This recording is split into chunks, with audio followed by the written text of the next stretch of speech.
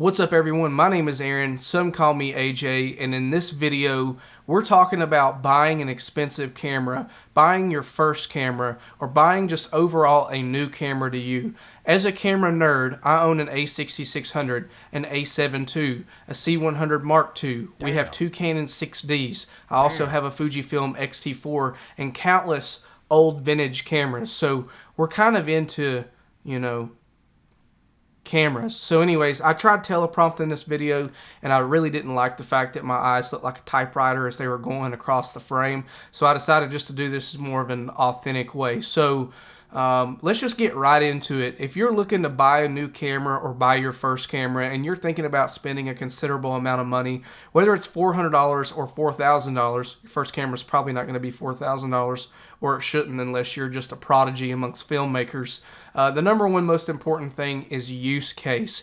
In this world that we live in, there are so many different cameras that you can buy, whether it be from Canon, Sony, Nikon, Fujifilm, Panasonic, GoPro, you name it. There are so many cameras and so many manufacturers out there. It's important to buy the camera that works for what you're going to use it for. Are you going to shoot documentaries? Are you going to shoot portraits and headshots? Are you going to shoot real estate? Are you going to shoot, this, that, and the other? There's so many different things that a person wielding a camera, a photographer, a videographer can get into. So there's no such thing as a perfect camera. I mean, if there was, camera companies would dry up after they release that one perfect model. So with that, being the case, I'm going to reiterate it again, you got to pick the camera that works for what you use it for. If you're going to shoot photo and video, you probably need a hybrid mirrorless camera. Anything from the Sony Alpha, APS-C line is probably going to do you well. Of course, 6600 has the best battery life.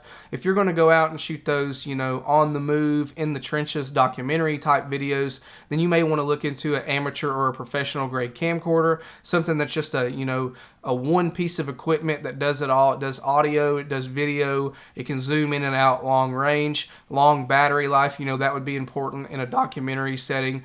Or if you're going to shoot photos, maybe you just need an older, slightly used camera that's kind of photo-centric, and you can take the extra money that you save and spend it on glass. What is your use case? Ask yourself what you're going to do 80% of the time and buy a camera that is really good at doing that. Look at my cheat sheet.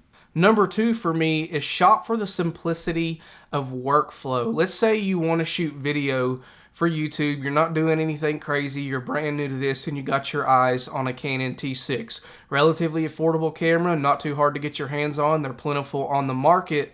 And you go out and you buy one of those and you get back to the house and you realize, dang, it doesn't have a microphone port built into it, but now you're already invested in this camera.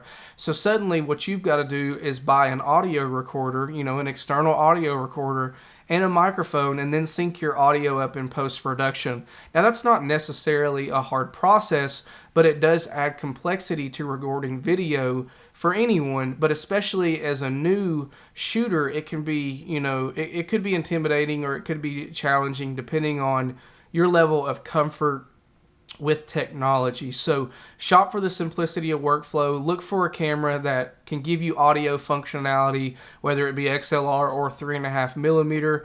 Do that, and then only consider buying one or two lenses, or buy a zoom lens, something that can take you wide, something that can take you in close up, telephoto range, and just try to keep it simple until you develop your skill set and really learn, hey, this is what I need, or this is what works good for me. So let me sell this, let me purchase that, let me upgrade, let me switch up my kit, whatever the case may be. Shop for simplicity of workflow. Number three for me is going to be don't obsess over full frame. Don't obsess over the big sensor. You will run yourself into the ground doing that battle, okay? Some of the best photos that I've taken or that my girlfriend have taken have all been on an APS-C camera.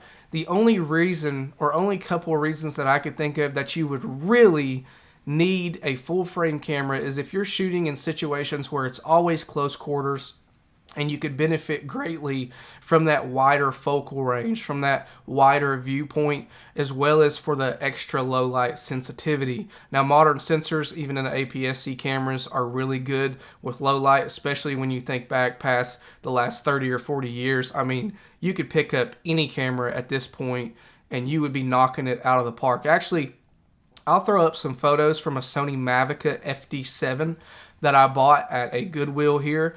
Still uses a floppy disk. I'll put those photos up and let you see image quality, and you can go, yeah, that A6000, even though it's older, is still a great viable option for me.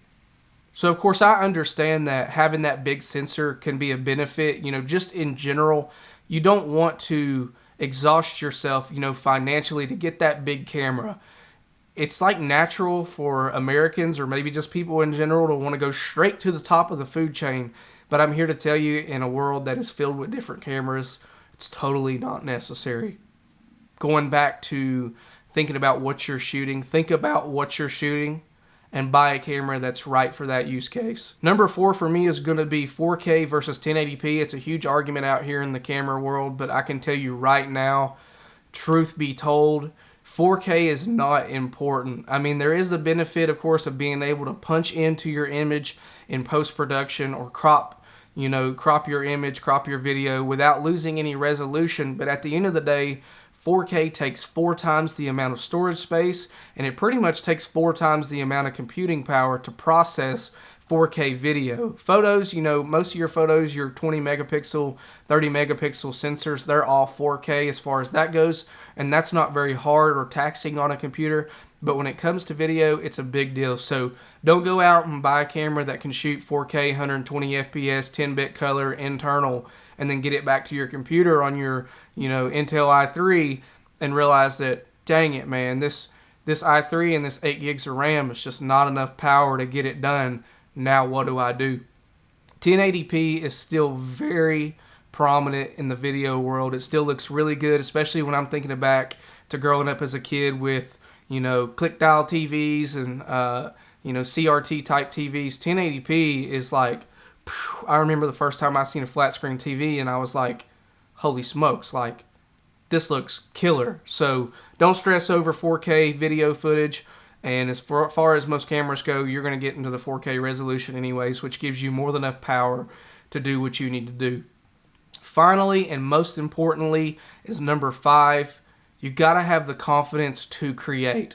If you're just going to point the camera at someone else, it's really, pretty low stress. You got to learn how to pose people or how to work and direct people. But when you turn that camera around and flip it on you, it's a whole different ball game. So let me tell you right now, don't go and invest in a big camera until you know that you don't have stage fright, or that you know that you're not scared to be in front of that lens and talk to that lens, because in a lot of ways it's kind of unpersonal. You're not getting that genuine face-to-face interaction that you would get if you were talking to a person. So my advice to you is get your iPhone, get your Android phone, put that bad boy up here and start recording something and talk to yourself and just role play until you get comfortable being on camera. Because if you spend $1,000 or you spend 10 grand on a camera and audio equipment and a new computer and a monitor, and then you press that record button and you freeze, you've spent that money for nothing. Hey guys, listen, if you found any value in this video, please make sure you hit that thumbs up button.